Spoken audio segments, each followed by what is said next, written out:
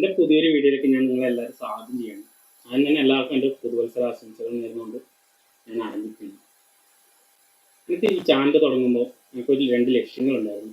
അതായത് ക്രിക്കറ്റും ഫുട്ബോളിനെ കുറിച്ച് കൂടുതൽ സംസാരിക്കണമെന്നുണ്ട്. പക്ഷെ എൻ്റെ ജോലി തിരക്കാരണം എനിക്കതിന് സമയം കണ്ടെത്താൻ പറ്റിയില്ല. ഇപ്പോൾ ന്യൂ ഇയറിന് 2 ദിവസത്തെ അവധിയുള്ളതുകൊണ്ട് തന്നെ അപ്പോൾ അതിനെക്കുറിച്ച് കുറച്ച് സംസാരിക്കാമെന്ന് വിചാരിച്ചിട്ടാണ് ഞാൻ ഇങ്ങനെ ഒരു ടോപ്പിക് എടുത്തിട്ട് വരുന്നത്.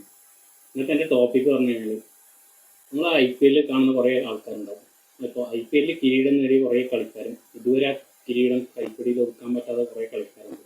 അപ്പോൾ അവരെ വെച്ചിട്ട് ഒരു ടീം ഉണ്ടാക്കി എങ്ങനെയായിരിക്കും? അത് IPL പോലെ തന്നെ 4 വിദേശ താരങ്ങൾ, ബാക്കി 7 ഇന്ത്യൻ കളിക്കാരും, പിന്നെ ഇപ്പോൾ നമ്മൾ കണ്ടുകൊണ്ടുവരുന്ന 12ാമനായിട്ടുള്ള ഒരു പ്ലെയറും വെച്ചിട്ടാണ് ഞാൻ ഇന്ന് ടീം ഉണ്ടാക്കുന്നത്. അപ്പോൾ എല്ലാവർക്കും എൻ്റെ പുതിയ വീഡിയോയിലേക്ക് സ്വാഗതം. കിരീടം നേടിയ കളിക്കാരിൽ എൻ്റെ ടീമിൻ്റെ ഓപ്പണറായിട്ട് ഞാൻ തിരഞ്ഞെടുത്ത് രോഹിത് ശർമ്മേനെയാണ്. അതിനുശേഷം രോഹിത് ശർമ്മേൻ്റെ പാർട്ട്ണറായിട്ട് ഞാൻ തിരഞ്ഞെടുത്ത് ഓൾറൗണ്ടറായിട്ടുള്ള ഷൈൻ വാട്സണെയാണ്. ഷൈൻ വാട്സണിന് ശേഷം 1 ഡൗണിലേക്ക് ഞാൻ കണ്ടെത്തിയത് സുരേഷ് റെയ്നയാണ്. സുരേഷ് റെയ്നയ്ക്ക് ശേഷം അടുത്തതായിട്ട് ഇറങ്ങാൻ പോകുന്നത് അമ്പാട്ട് റായിഡുവാണ്. അമ്പാട്ട് റായിഡിന് ശേഷം ഞാൻ കണ്ടെത്തിയ എൻ്റെ ടീമിൻ്റെ ക്യാപ്റ്റനും വിക്കറ്റ് കീപ്പറുമായിട്ട് MS ധോണിനെയാണ്. അതിനുശേഷം കുറച്ച് ഓൾറൗണ്ടർമാരിലേക്കാണ് ഞാൻ പോയത്. ഹർദിക് പാണ്ഡ്യയൊക്കെ കൂട്ടായിട്ട് ഓൾറൗണ്ടർ ലിസ്റ്റിൽ പൊള്ളാഡിനെയും അതുപോലെ തന്നെ കൊൽക്കത്തേൻ്റെ സെൻസേഷനായിട്ടുള്ള സുനിൽ നരേനെയാണ് ഞാൻ കണ്ടെത്തിയിട്ടുള്ളത്.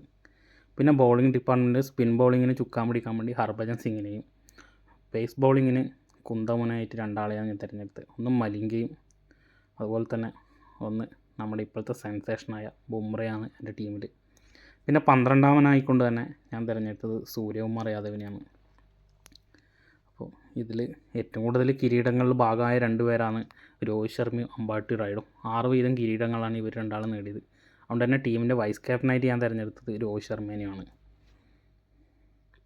അതുപോലെ കിരീടത്തിൽ മുത്തൊഴാത്ത ടീമിൻ്റെ ഓപ്പണറായിട്ട് ഞാൻ തിരഞ്ഞെടുത്തിട്ടുള്ളത് വീരേന്ദ്ര സെവാഗിനെയും സെവാഗിൻ്റെ പാർട്ട്ണറായിട്ട് ക്രിസ് ഗെയിലിനെയാണ് ഞാൻ കണ്ടെത്തിയിട്ടുള്ളത്. അടുത്തത് എൻ്റെ ടീമിൻ്റെ ക്യാപ്റ്റനും 1 ഡൗണിലുമായിട്ട് വിരാട് കോഹ്ലിയും. വിരാട് കോഹ്ലിക്ക് ശേഷം AVD വില്ലിയേഴ്സുമാണ് എൻ്റെ ടീമിലെ കളിക്കാർ.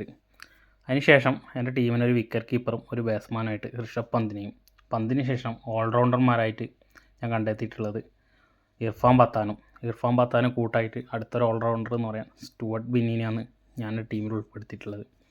പിന്നെ 2 സ്പിൻ ബൗളേഴ്സിനെയും കണ്ടെത്തണമെന്നുണ്ടായിരുന്നു. അതുകൊണ്ട് തന്നെ ന്യൂസിലൻഡുകാരനായ ഡാനിയൽ വെക്ടോറിനെയും അതുപോലെ ഇന്ത്യൻ സ്പിന്നറായിട്ടുള്ള അമിത് മിശ്രേനെയാണ് ഞാൻ അതിൽ ഉൾപ്പെടുത്തിയത്. പിന്നെ എൻ്റെ പേസ് ബൗളിങ്ങിൽ എനിക്ക് ഏറ്റവും ഇഷ്ടപ്പെട്ട 2 പേസ് ബൗളർ, ഒന്ന് സൗത്ത് ആഫ്രിക്കക്കാരനായിട്ടുള്ള സ്റ്റെയിനും അതുപോലെ തന്നെ ഇന്ത്യനിലെ മലയാളി കൂടിയായിട്ടുള്ള ശ്രീശാന്തിനെയാണ് ഞാൻ ഉൾപ്പെടുത്തിയത്. പിന്നെ 12ാമനായിട്ട് KL രാഹുലിനെ ഞാൻ ഈ ടീമിലേക്ക് ഉൾപ്പെടുത്തിയിട്ടുണ്ട്. അതുപോലെ എൻ്റെ ടീമിൻ്റെ ക്യാപ്റ്റനായിട്ട് വിരാട് കോഹ്ലിയും വൈസ് ക്യാപ്റ്റനായിട്ട് പന്തിനെയാണ് ഞാൻ തിരഞ്ഞെടുത്തത്. അതിൽ തന്നെ ശ്രീശാന്തിൻ്റെ ഏറ്റവും വലിയ നഷ്ടം എന്ന് പറഞ്ഞാൽ വിരാട് കോഹ്ലിൻ്റെ ക്യാപ്റ്റൻസി കളിക്കാൻ പറ്റാത്തതായിരിക്കുന്നതാണ് ഞാൻ വിചാരിക്കുന്നത്. അപ്പോൾ ഇതാണ് ഞാൻ കണ്ടെത്തിയ 2 ടീം. അപ്പോൾ ഇങ്ങനെ ഒരു ടീം ഏറ്റുമുട്ടിയാൽ ഇതിൽ ഏത് ടീം വിജയിക്കുന്നത് നിങ്ങൾ കമൻറ്റിൽ രേഖപ്പെടുത്തുക. നിങ്ങൾക്ക് വ്യത്യസ്തമായ അഭിപ്രായങ്ങളുണ്ടാവും, അതും കൂടെ കമൻറ്റിൽ രേഖപ്പെടുത്തുക. പിന്നെ വീഡിയോ ഇഷ്ടപ്പെട്ട് കഴിഞ്ഞാൽ എല്ലാവരും ഒന്ന് സപ്പോർട്ട് ചെയ്യുക. അപ്പം പുതിയൊരു ടോപ്പിക്കായിട്ട് കാണുന്നവരെ നന്ദി, നമസ്കാരം. വീണ്ടും എല്ലാവർക്കും എൻ്റെ പുതുവത്സര ആശംസകൾ നേർന്നുകൊണ്ട് ഞാൻ നിർത്തുന്നു. Okay, by.